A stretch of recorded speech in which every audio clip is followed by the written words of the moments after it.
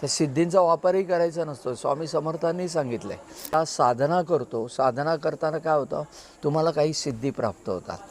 अशा अष्टसिद्धी तुम्हाला प्राप्त झाले आणि एक एक करून जसे तुम्ही ईश्वराची साधना वाढवता, सिद्धी प्राप्त होत गेल्या. एक एक सिद्धी मिळत गेली की तुम्हाला वाटतं की आपणच देव झालो आणि आपण ईश्वरापासून दूर जातो.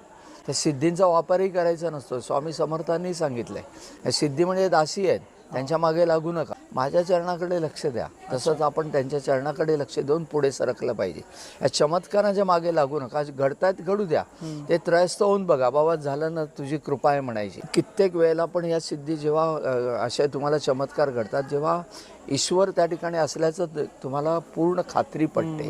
जेव्हा अशा रीतीने तुम्ही साधना करता, उपासना करता, ईश्वर नित्यनेमाने गिरनारला जातो. आता जाताना बऱ्याच वेळेला अनुभवायला मिळतं, 2-4 वारी झाली का लोकांचे हात गगनाला टेकलेले असतात, त्यांच्या चेहऱ्यावर नजरेतला अहंकार जाणवल्याशिवाय राहत नाही. मग वाईट वाटतं, अरे तुम्ही कुठे चाललात, हे महाराजांचं कुठलं स्थान आहे, त्या ठिकाणी कोटी सूर्याचं तेज आहे, आपण कोणीही नाही आहोत, मग तिकडे कसले अहंकार आणि हे करता. मी किती वाऱ्या केल्या, हे केलं, काही मिनिंग नाही आहे.